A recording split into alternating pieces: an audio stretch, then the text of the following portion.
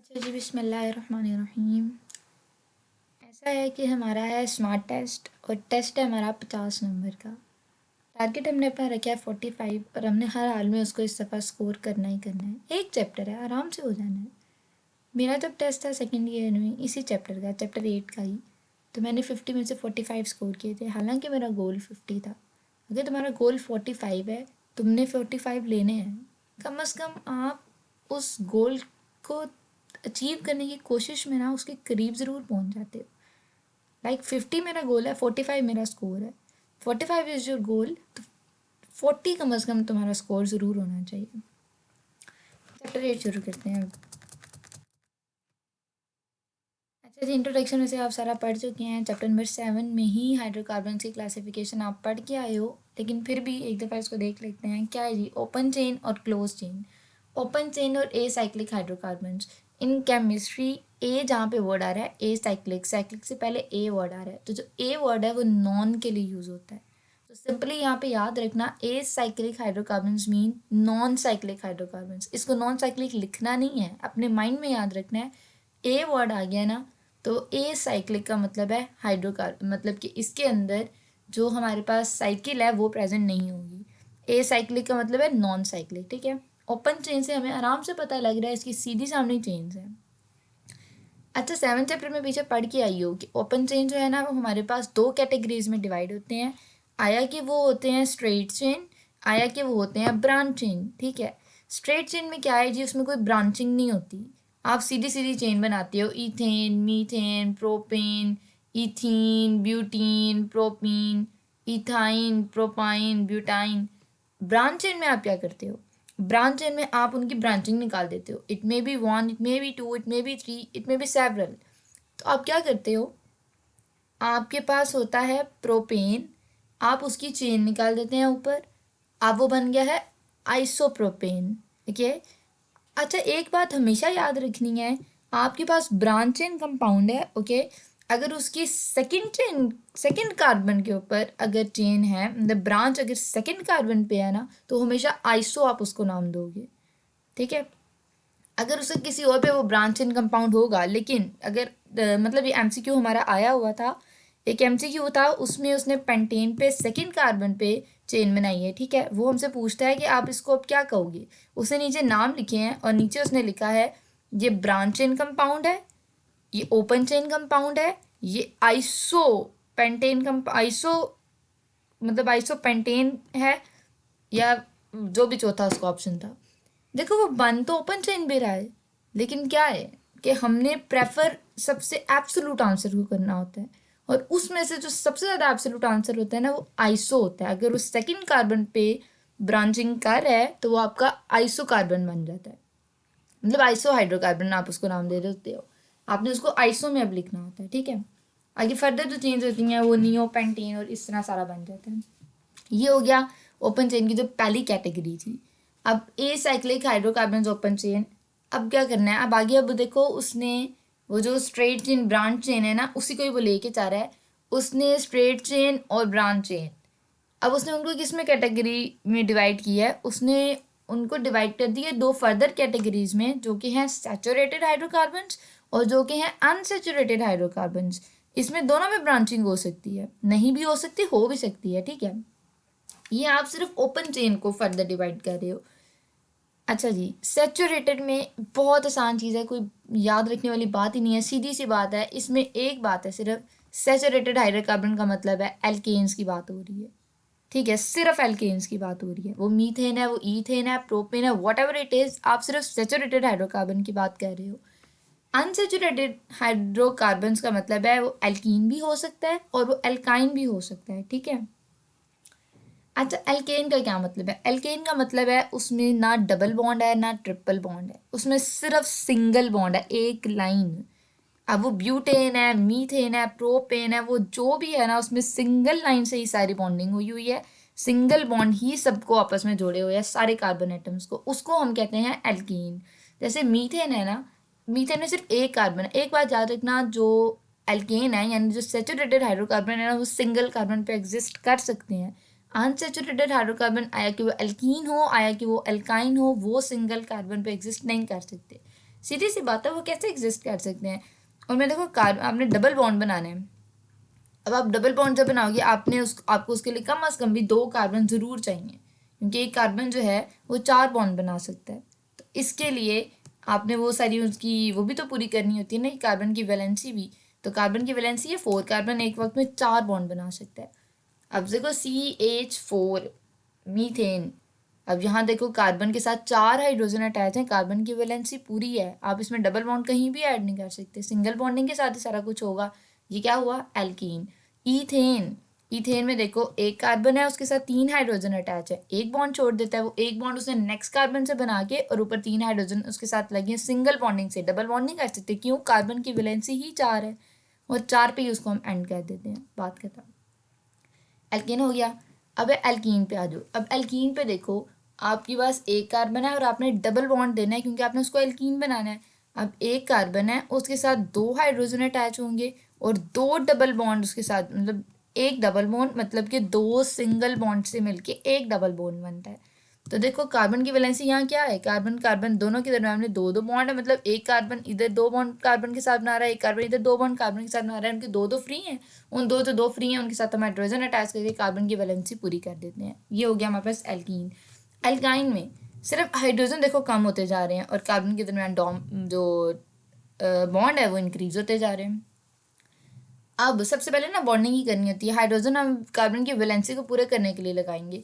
पहले कार्बन लिख लो, 2 हैं 3 है जितने भी हैं, इथाइन है प्रोपाइन है, जो भी बनाना है, कार्बन लिख लिए। इथाइन हम बना रहे हैं, 2 कार्बन हमने लिख लिए, 2 कार्बन के दरम्यान में हमने इथाइन बनाना है, मतलब एल्काइन हम बनाने जा रहे हैं ना। We are going to put triple bond, आप बीच में ट्रिपल बॉन्ड कर दोगे। देखो 3 3 उन्होंने बना लिए आपस में, इसका मतलब है इनका एक एक फ्री हो गया। अब जो एक एक फ्री है उसकी जगह आप हाइड्रोजन लगा के कार्बन की वैलेंसी पूरी कर दोगे, done, open chain. Close chain देखो, अच्छा जी, क्लोज चेन और साइक्लिक हाइड्रोकार्बन्स, वहाँ ए साइक्लिक था, यहाँ साइक्लिक है, वहाँ ओपन चेन था, यहाँ क्लोज चेन है। सीधी सी बात अभी पता लग रही है कि इसमें साइकिल होगा। अब आपको बस ये याद रखना है, जो ए साइक्लिक है उसमें साइकिल नहीं है, उसमें ब्रांच है या स्ट्रेट चेन है। जो क्लोज चेन है और साइक्लिक है ना, उसमें साइकिल है। एलिसाइक्लिक और एरोमेटिक में आगे फर्दर इसको डिवाइड करता है। अब एलिसाइक्लिक हाइड्रोकार्बन्स क्या होते हैं और एरोमेटिक हाइड्रोकार्बन्स क्या होते हैं। एरोमेटिक ज़्यादा आसान है, पहले उसको देख लेते हैं। एरोमेटिक में सीधी सी बात है, देखो एक बेंजीन है ना, वो कहता है आपके पास जो स्ट्रक्चर होगा ना उसमें कम से कम एक बेंजीन जो है ना वो ज़रूर होगी, मतलब बेंजीन का एक स्ट्रक्चर वो ज़रूर स्ट्रक्चर होल्ड करता होगा। बेंजीन अगर है तो इसका मतलब है एरोमेटिक हाइड्रोकार्बन है। ये चैप्टर 9 में आगे जाके बेंजीन को पूरा डिटेल में पढ़ोगे, ठीक है। बेंजीन वाले जितने भी कंपाउंड्स हैं वो एरोमेटिक हाइड्रोकार्बन हैं, और फर्दर उसके ऊपर वो जो है वो क्लोज चेन है साइक्लिक हाइड्रोकार्बन हैं, ठीक हो गया। अब आप एरोमेटिक को एलिसाइक्लिक नहीं कह सकते। एलिसाइक्लिक का जो सीधा सा मतलब है वो है साइक्लो एल्केन्स। साइक्लो एल्केन्स का मतलब है कि उसमें एल्केन्स जो हैं उनका साइकिल बना होगा, ठीक है। अब क्या होना है, मतलब आपके पास हैं वही ईथेन प्रोपेन ब्यूटेन, लेकिन आपने उसको साइकिल में अरेंज कर दिया। अच्छा, ये साइकिल बनाने के लिए ना हम ब्यूटेन को नहीं ले सकते, क्योंकि ब्यूटेन देखो सीधा ही है, वो आपस में साइकिल नहीं बना पाएगा। आप प्रोपेन से इसको शुरू करते हो, ईथेन नहीं ले सकते, प्रोपेन से इसको शुरू करते हो, क्योंकि ईथेन में 2 कार्बन है, आप उसका तो सर्कल बना ही नहीं सकते, या आप उसको साइकिल में कन्वर्ट ही नहीं कर सकते। मीथेन में वैसे ही एक कार्बन होता है, वो तो अपनी जगह स्टेबल रहेगा। आप बना सकते हो प्रोपेन से शुरू करके। प्रोपेन में जब आप बनाते हो ना वो ट्राइंगुलर शेप में बनता है, लेकिन वो बनता तो सर्कल ही है। देखो जब उसको आप आपस में तीनों कार्बन को अटैच करते हो, सर्कुलर शेप ही एक हिसाब की दे देता है। ऐसे फर्दर आप आगे बना सकते हो, बस नाम आपने कैसे उसको देना होता है, जो भी वो नाम होता है ना, जैसे प्रोपेन है ना, तो प्रोपेन के तीनों कार्बन को सर्कुलर शेप में साइक्लिक शेप में आप अटैच करते हो और उसको आप नाम दे देते हो साइक्लोप्रोपेन। ऐसे ही ब्यूटेन, ब्यूटेन को साइक्लिक में कहते हो, वो स्क्योर बनाता है, ठीक है। मतलब ये कि इनको ना आप ब्रांचिंग भी नहीं कर रहे, लेकिन आप इसको साइकिल की तरह अरेंज कर रहे हो। हर कार्बन को ना ज़्यादातर आप उसको साइक्लिक वे में अरेंज कर देते हो और नाम बस साथ साइक्लो लगा देना, आगे ब्यूटेन ही रहेगा, ठीक हो गया, ये भी क्लियर हो गया। अच्छा जी, यहाँ से क्वेश्चन आएगा, ये जो 8.2 के ऊपर है ना, इसमें से एक क्वेश्चन आ सकता है, और वो क्वेश्चन है कि सैचुरेटेड और अनसैचुरेटेड क्या होता है। डेफिनेशन यहाँ पे लिखी हुई है, ठीक है। गाइड है तो गाइड से अच्छे से याद कर लो। वैसे बुक भी, मैं तो बुक से ही पढ़ा है हमेशा, मुझे बुक का ही ज़्यादा पता है, मैंने गाइड से कभी इतना पढ़ा ही नहीं है। देखो उसने डेफिनेशन लिखी हुई है, the compounds of carbon and hydrogen in which all the four valences of carbon are not fully utilised and they contain either are double or a triple bond, such a compounds are called unsaturated hydrocarbons. सीधा सीधा concept है। अगर ये याद है ना कि मैंने क्या बताया कि कार्बन की वैलेंसी है 4 और 4 वैलेंसी कार्बन जो है वो not fully utilised and they contain इधर a double or a triple bond. Carbon की 4 वैलेंसी है, वैलेंसी तो हम पूरी कर रहे हैं लेकिन यूटिलाइज कैसे कर रहे हैं कि एक जगह पे डबल बॉन्ड लगा रहे हैं, फुली तो नहीं ना यूटिलाइज कर रहे, अलग अलग 4 बॉन्ड नहीं बना रहे, एक जगह पे मर्ज कर रहे हैं, ठीक है। And they contain a double या ट्रिपल बॉन्ड है, वो अनसैचुरेटेड हाइड्रोकार्बन है।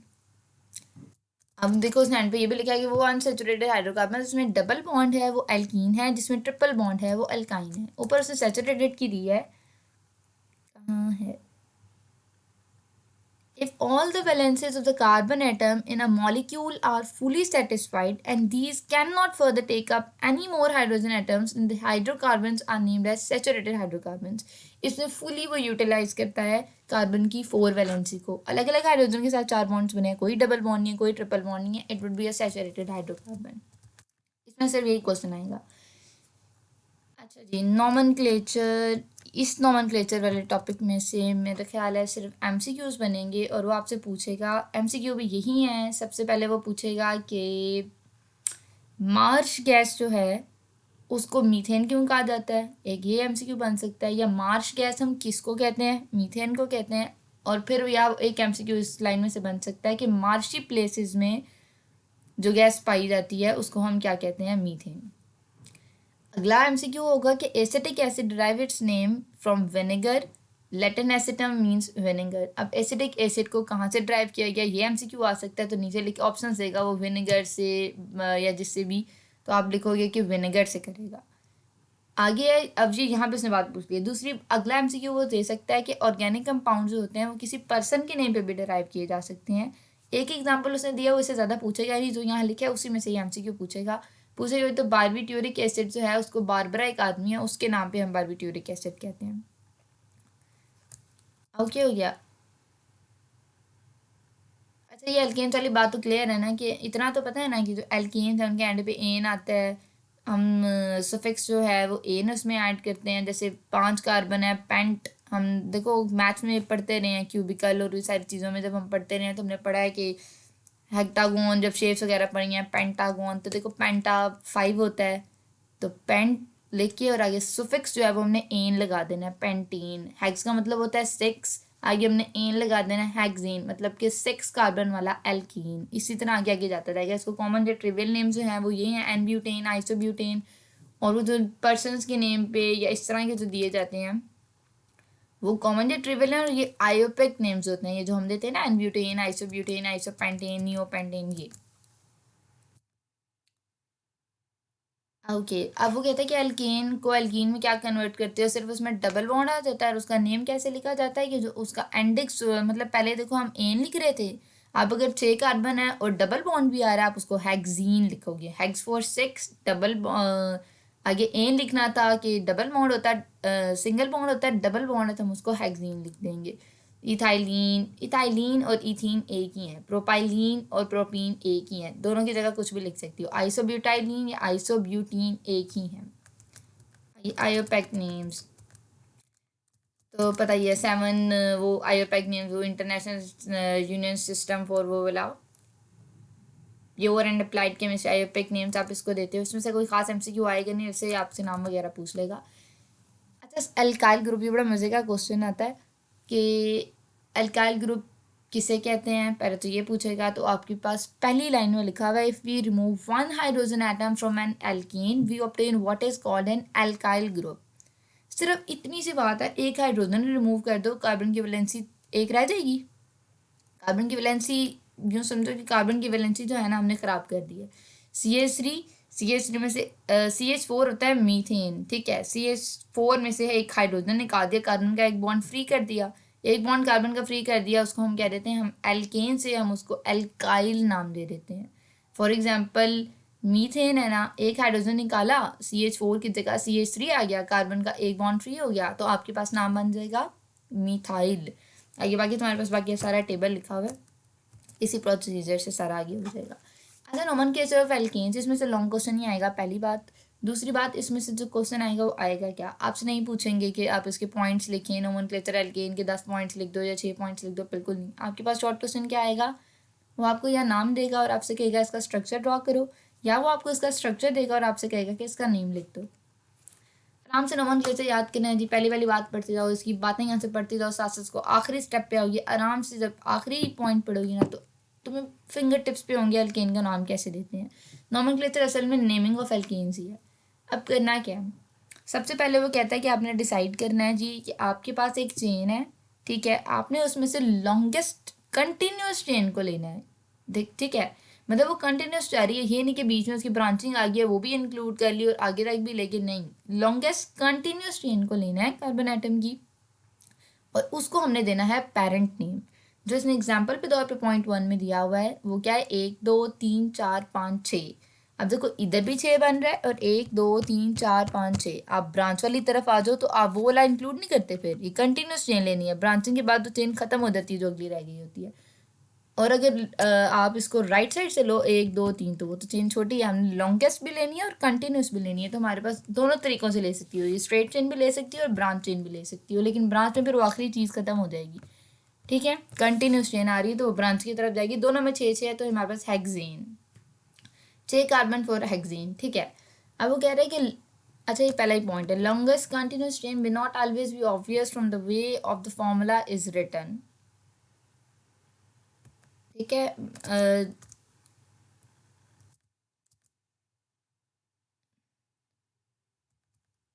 हाँ, अच्छा जी, अब हेप्टेन हम उसको क्यों दे रहे हैं, क्योंकि लॉन्गेस्ट चेन जो है, मतलब उसे ये बात अपनी यहाँ पे बताई है, वो कहता है कि ज़रूरी नहीं है कि आप जिस तरह से उसको नाम देते हो उसी तरह से ही उसकी नंबरिंग करो, जिस तरह से नंबरिंग है वही जो फॉर्मूला आप यूज़ कर रहे हो उसी के अकॉर्डिंग उसकी चेन बनती हो।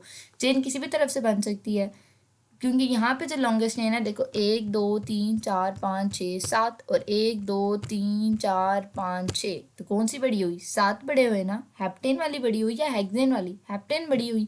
हमने लॉन्गेस्ट भी लेनी है, हमने कंटिन्यूस भी लेनी है। कंटिन्यूस में जाओ ब्रांच में चले जाओ, आखिरी ब्रांच खत्म, और जो उससे पहले रहेगी वो लेंगे 1 2 3 4 5 6 7 हेप्टेन। ठीक है, सेकेंड पॉइंट है, number the longest chain beginning from the and of the chain nearer the substituent. अब सब्स्टिट्यूएंट पता है किसको कहते हैं, जो ब्रांचिंग में नहीं होते उसको सब्स्टिट्यूएंट कहते हैं। अगर इकट्ठे दो हैं, जैसे पहले में ना इकट्ठे 2 कार्बन, तो उसको हम कहते हैं ईथेन, CH3 CH2 को ईथेन कहते हैं, इतना तो पता है ना। CH3 सिर्फ लगा होता है उसको हम कहते हैं मीथेन। तो पहले उसने पहले में उसको पहले लॉन्गेस्ट चेन सेलेक्ट की है, सारे पॉइंट साथ साथ करते जाना है। पहला पढ़ लिए ना, पहले को इस पर अप्लाई करो। तो हमने लॉन्गेस्ट चेन ली 7 की, ठीक है। दूसरी तरीके से लोगी तो वो हेक्सेन बनेगा, हमने वो नहीं लेना, हमने लॉन्गेस्ट लेनी है, और लॉन्गेस्ट हमारे पास 7 की बन रही है, हेप्टेन की बन रही है, हेप्टेन की चेन हमने सेलेक्ट कर ली है। अब नंबरिंग हमने कहाँ से देनी होती है, नंबरिंग वहाँ से देनी होती है कि जो सब्स्टिट्यूएंट बन रहा है ना। अब देखो इसमें जो सब्स्टिट्यूएंट बन रहा है वो CH3 हमने छोड़ दिया, तो जो CH3 हमारे पास सब्स्टिट्यूएंट है ना, उसको जो है वो छोटा नंबर आए, कि वो जिस नंबर पे आए, अगर इस तरफ से करोगी ना लेफ्ट से 1 2 3 4 5 उसको नंबर मिलेगा। अगर तुम लेफ्ट से करती हो, मतलब ये नीचे ब्रांच से करती हो, तो 1 2 3 छोटा नंबर तो 3 है, तो 3 5 में से हम क्या डिसाइड करेंगे, 3 सब्स्टिट्यूएंट का नंबर दे देंगे CH3। बात खत्म, सब्स्टिट्यूएंट को जो हमने छोटा नंबर देना है, जो इसकी दूसरे भी एग्जाम्पल में यही है। Use the numbers obtained by the application of Rule 2 to designate the location of the substituent group. The parent name is placed last and the substituent group preceded by the number designating its location on the chain is placed after numbers are separated from words by a hyphen. The synthetic names of the two compounds so will then be. ऊपर वाली example को लेके जा रहा है, वो उसी heptane वाली पे। अब उसने कहा कि आपको जो रूल 2 था ना उसी के अकॉर्डिंग आपने चलना है। अब आपने सब्स्टिट्यूएंट जो है उसकी लोकेशन डिसाइड करनी है, और आपने क्या करना है, वो कहता है कि जो पेरेंट नेम है ना उसको आप पहले लिखोगे, एंड पे लिखोगे। आपका जैसे तुम्हारा अपना नाम है मरियम साही, या तुम मरियम नज़ीर भी अपना नाम लिखती हो, तो बाबा का नाम तो एंड पे लिखते हैं, पेरेंट नेम हम बाद में लिखते हैं, अपना नाम पहले लिखते हैं।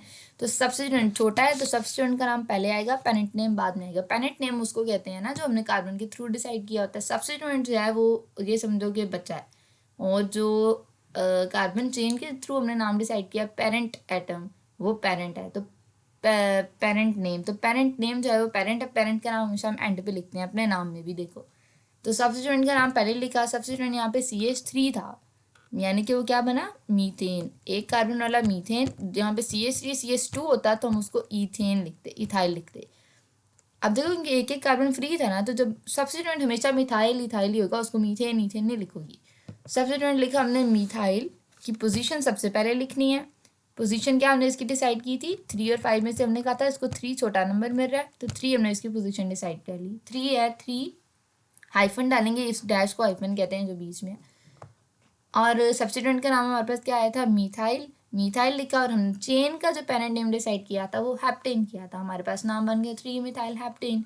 आप दूसरी भी एग्जांपल देख लो, दूसरी एग्जांपल में भी हमारे पास सब्स्टिट्यूएंट मिथाइल ही बन रहा है। CH3 सब्स्टिट्यूएंट होगा वो मिथाइल होगा, सेपरेट होगा वो CH4 होगा, वो मीथेन होगा। अब देखो CH3 है, तुम्हें भी पता है हमने इसमें से एक हाइड्रोजन कम की हुई है, मिथाइल हो गया ना, एक कार्बन की चेन को फ्री करके उसको ब्रांचिंग में ले गया।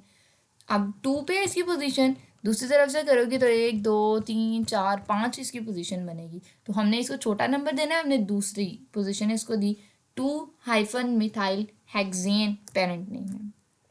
फोर्थ पॉइंट है, when 2 or more substituents are present give each substituent a number corresponding to its location on the longest chain. क्या है, वो कहता है अगर एक से ज़्यादा सब्स्टिट्यूएंट है, अभी हमने एक एक सब्स्टिट्यूएंट को पढ़ा ना मिथाइल एरा, तो वो कहता है कि आप सब्स्टिट्यूएंट जो है ना, give each substituent a number corresponding to its location on the longest chain. अब दोनों तरफ से जिसको पहले कम नंबर मिल जाता है ना, आप उस तरफ से चेन को नंबर देना स्टार्ट कर दो। देखो अगर राइट से देती हूँ ना 1 2 3, तो पहले पे 3 आ रहा है, 3 इसको स्मॉलेस्ट नंबर मिल रहा है। दूसरी तरफ से करो तो 1 2, कि 2 पे पहला सब्स्टिट्यूएंट आ गया, तो 2 तो हमारे हिसाब से तो हमने कम से कम नंबर सब्स्टिट्यूएंट को देना है ना, स्मॉलेस्ट पॉसिबल नंबर। तो स्मॉलेस्ट पॉसिबल नंबर यहाँ पे 2 बन रहा है, और इस तरह से करो तो 4 4 2 में से क्या डिसाइड हुआ, हम 2 डिसाइड करेंगे। 2 पे हम जाएंगे CH3 मिथाइल ग्रुप है, और 4 अब फिर उसी को उस नंबरिंग, ये नहीं कि नंबरिंग अब एक तरफ से इस तरफ से दी और एक तरफ से इस तरफ से दी, अब दोनों तरफ से इसको 4 मिल रहा है तो हम 4 को डिसाइड कर लेते हैं। 1 2 3 4, 1 2 3 इधर से मिल रहा है, तुम तो ये कह रही होगी इसको तो इस साइड से मिल रहा है, नहीं, अब एक तरफ से नंबरिंग स्टार्ट की है तो आप उसको एक ही तरफ से नंबरिंग लेके चल सकते हो। ये नहीं कि एक सब्स्टिट्यूएंट के लिए इस तरफ से कर ली, एक के लिए इस तरफ से कर ली।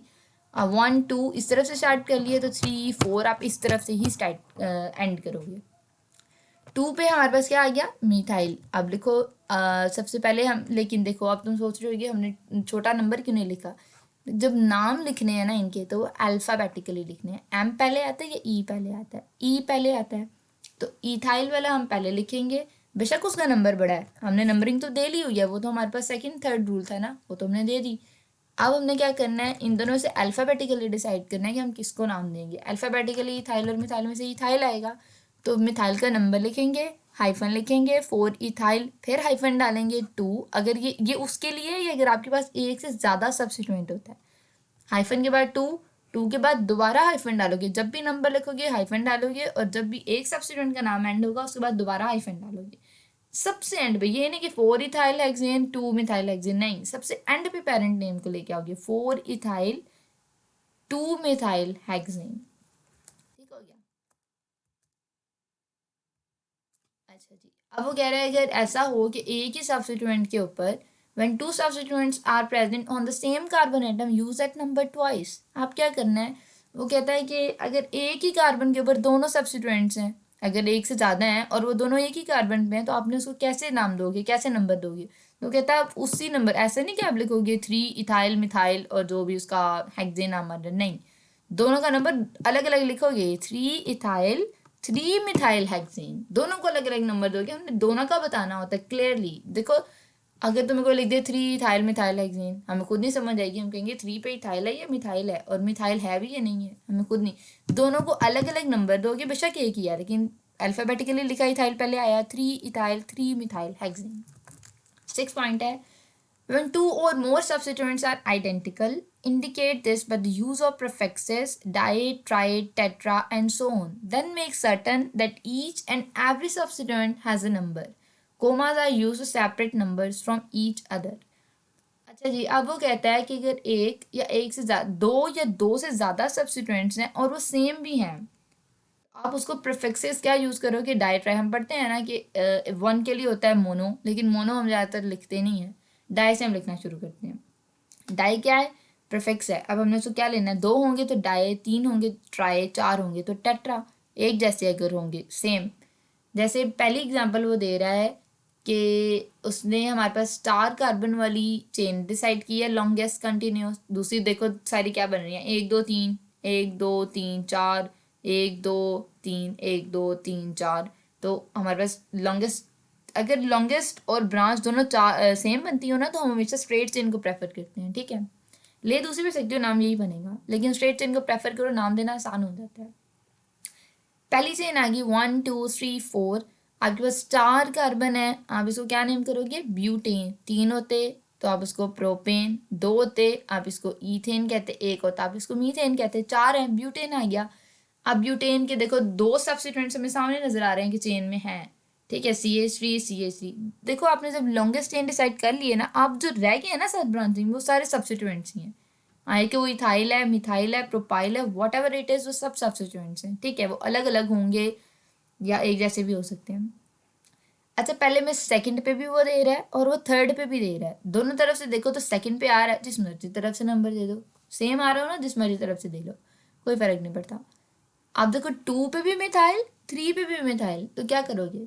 अब हम इसको 2 मिथाइल 3 मिथाइल तो नहीं ना लिखेंगे, सेम है। वो कहता है कि आप इसको लिख, क्योंकि आपके पास है ही मिथाइल, या इधर होता है इथाइल, तो हम लिखते हैं 2 इथाइल 3 मिथाइल ब्यूटेन। लेकिन एक पे भी मिथेन, दूसरे पे भी मीथेन, तो आप इसको डाई ट्राई ऐसे आप करके लिखेंगे। अगर डाई 2 हैं तो डाई, 3 है तो ट्राई, 4 हैं तो टेट्रा। अगले एग्जाम्पल इसके थ्रू खुद ही समझ लो। पहला है तो 2 है, पहले सेकंड पे भी मिथाइल, थर्ड पे भी मिथाइल, आपके पास बन गया डाई मिथाइल। अब आप लिखोगे 2 3 डाई मिथाइल ब्यूटीन, ठीक हो गया। 7 है 1 2 chains of equal length compete for selection as the parent chain, choose the chain with the greater number of substituents। अब वो बात आ गई कि अगर आप सिलेक्शन करते हो चेन की, मतलब अब लॉन्गेस्ट कंटिन्यूस चेन आप पेरेंट चेन डिसाइड करते हो, और जो है वो उनकी इक्वल लेंथ आती है, मतलब इधर से भी करो हेप्टेन बन रहा है, ब्रांच में भी जाओ तो हेप्टेन बन रहा है, तो वो कहता है कि आपने वो चूज़ करनी है कि आपको सब्स्टिट्यूएंट्स जो लगे हुए हैं ना वो ज़्यादा नज़र आ रहे हों। अगर नंबर ऑफ सब्स्टिट्यूएंट ज़्यादा हो ना, अगर आप जैसे अगर हम इस तरफ से लेना 1 2 3 4 5 6 7, तो हमारे पास इस तरफ सब्स्टिट्यूएंट्स इतने ज़्यादा नहीं है जितने इस तरह करने से, जिस तरह से उसने नंबरिंग की है ना, राइट से नंबरिंग करें तो हमारे पास देखो ज़्यादा है। ब्रांच वाली नंबरिंग अगर हम करते तो हमारे पास सब्स्टिट्यूएंट 2 होने थे, अब हम करें हमारे पास सब्स्टिट्यूएंट्स 3 है, ठीक है। तो वो कहते हैं सब्स्टिट्यूएंट ज़्यादा हैं, इस हिसाब से अगर दोनों की सेम लेंथ हो तो। अब कहते हैं when branching first occurs at an equal distance from either end of the longest chain, choose the name that gives a lower number at the first point of difference. Point of difference इस समय पता है क्या है, जहाँ पे आपकी एक ब्रांच टूट, मतलब एक जो चेन है वो ब्रांच में कन्वर्ट होगी, उसको पॉइंट ऑफ डिफरेंस कह रहे हैं। अच्छा, कह रहा है when branching first occurs at an equal distance from either of the longest chain, choose the name that gives a lower number at the first point of difference। मतलब पहला, जिस तरफ से पहला सब्स्टिट्यूएंट आ जाए ना उस तरफ से चेन को, मतलब दोनों तरफ से नंबरिंग दो, इधर से भी 2 आ रहा है, उधर से भी 2 आ रहा है सेम, तो वो कहते हैं अगले सब्स्टिट्यूएंट की तरफ बढ़ दो। अगले पे आओ तो देखो इधर से दें तो 3, इधर से दें तो 4, तो हम 3 वाले को प्रेफर करेंगे कि इधर से दोनों सब्स्टिट्यूएंट, पहले सब्स्टिट्यूएंट तो सेम पोजीशन पे है दोनों तरफ से, तो हम अगले की तरफ जाते हैं, अगले को जहाँ से कम नंबर में रहा हो, ठीक है, जिसको कम नंबर में रहा होगा वो चेन हम सेलेक्ट कर लेते हैं। नोमेनक्लेचर में अगर एल्कीन आ गया ना, एल्कीन में कुछ नहीं है बस डबल बॉन्ड, लेकिन फिर भी इसको पढ़ लेते हैं। Select the longest continuous chain that contain carbon convert. अब इसमें लॉन्गेस्ट कंटिन्यूस चेन, उधर तो बहुत आसान था कि कोई भी लॉन्गेस्ट कंटिन्यूस चेन ले लो, इसमें वही लेनी है जिसमें डबल बॉन्ड होगा। अगर वो ब्रांच में है, अगर वो स्ट्रेट है, what ever it would be, हमने डबल बॉन्ड वाला ही लेना है, ठीक है। पहली बात सेम हो, एल्केन वाली बस डबल बॉन्ड वाली चेन को प्रेफर करेंगे। सेकेंड है number the chain so as to include both carbon atoms of the double bond, numbering begins from the end nearer that double bond. अच्छा, वहाँ हम क्या कर रहे थे, हम कह रहे थे कि नंबरिंग वहाँ से नहीं है, सब्स्टिट्यूएंट को वो नंबर मेरा, यहाँ डबल बॉन्ड को नंबर छोटा मिलना चाहिए। दोनों तरफ से देखो, जो नियरर डबल बॉन्ड को स्मॉलेस्ट नंबर मिलता है ना वो हमने देना होता है। जैसे इधर करो 1 2 3 4 5 6, इधर से तो सेकंड पे आ गया, इधर से करते तो 1 2 3 4, जब पहला कार्बन आता है ना डबल बॉन्ड का, वही उसका नंबर होता है, इसलिए हमने इसमें वो लेना होता है नंबर जो डबल बॉन्ड को ज़्यादा छोटा नंबर दे। अब कहता है designate the location of the double bond by using the number of the first atom of the double bond as a prefix, ठीक है। अब location of a double bond हमने डिसाइड करनी है। First atom of the double bond as a prefix. First atom का मतलब है कि दो कार्बन के दरमियान डबल बॉन्ड है, तो जो पहला कार्बन है ना उसको हम प्रीफिक्स के तौर पे यूज़ करेंगे। अब क्या है, 1 2 3 4, दूसरी तरफ से दोगी तो वो 2 पे आएगा, इस तरफ से दोगी तो वो 1 पे ही आ रहा है, ठीक है। तो हम 1 ब्यूटीन इसका नाम लिख देंगे। नंबर वो कहता है उसको देना होता है जो पहला कार्बन बनता हो डबल बॉन्ड में। तो कौन सी पोजीशन बन रही है, 1 1, और आप 1 2 3 4 ब्यूट, और डबल बॉन्ड की वजह से इन 1 ब्यूटीन। अगला है 1 पेंटीन, क्योंकि उसमें 5 कार्बन है, लेकिन वो आ किस पर आया, पहली ही पोजीशन पे आ रहा है। Indicate the location of the substituents group by the number of carbon atoms to which they are attached. अब ज़्यादातर ना डबल बॉन्ड वाली पोजीशन पे ही होंगे, ठीक है। अब वो कहते हैं कि जिस भी डबल बॉन्ड वाली पोजीशन पे है ना, आप वही नंबर दोगे। लेकिन देखो यहाँ पे भी हमने नंबर जो है डबल बॉन्ड को ही छोटा दिया है, लेकिन वो सब्स्टिट्यूएंट को भी छोटा नंबर मिल रहा हो और डबल बॉन्ड को भी, ये दोनों चीज़ें मद्देनज़र रखते हुए हम इसको नंबरिंग देते हैं, ठीक है। और नंबर उसको वो देते हैं कि जिस पर वो अटैच हो। ये नहीं कि डबल बॉन्ड वाले किसी को भी दे दो कि 2 3 दोनों पे डबल बॉन्ड है, लेकिन हम नाम तो 2 को देंगे, 2 मिथाइल, और फिर दोबारा हाइफन डालोगे 2 ब्यूटीन। डबल बॉन्ड का अलग से हमने मेंशन करना है कि डबल बॉन्ड किस पे, ये नहीं कि 2 मिथाइल ब्यूटीन, तो हमें तो पता ही नहीं है कि डबल बॉन्ड किस पे आया। तो 2 मिथाइल 2 ब्यूटीन, डबल बॉन्ड का नंबर भी अलग से मेंशन करना है, लेकिन सब्स्टिट्यूएंट का नाम पहले लिखना है, सब्स्टिट्यूएंट का नंबर भी पहले लिखना है। If the parent chain contain more than 1 double bonds they are alkadienes. ये वही बात आ गई है, अगर एक से ज़्यादा उसमें सब्स्टिट्यूएंट्स हैं तो सब्स्टिट्यूएंट्स को कैसे नाम दिया, ट्राई ट्राई टेट्रा। और इसमें हम बात करते हैं डबल बॉन्ड की, तो वो कहता है डबल बॉन्ड एक से ज़्यादा हो सकते हैं, 2 हैं तो उनके दोनों के नंबर लिखे और दोनों के आगे लिख दिया ब्यूटा, नाम के बाद एंड पे हमने लिखेंगे डाईन, ट्राईन या टेट्राइन, ठीक है। Alkyne same nomenclature, largest continuous carbon chain. अब इसमें क्या होगा, ट्रिपल बॉन्ड, कि उधर डबल बॉन्ड वाली सिलेक्ट करनी थी, इधर ट्रिपल बॉन्ड वाली सिलेक्ट करेंगी। Position of triple bond is shown by numbering the alkyne so that the minimum number is assigned to the triple bond. इधर ट्रिपल बॉन्ड को सबसे कम नंबर देना है।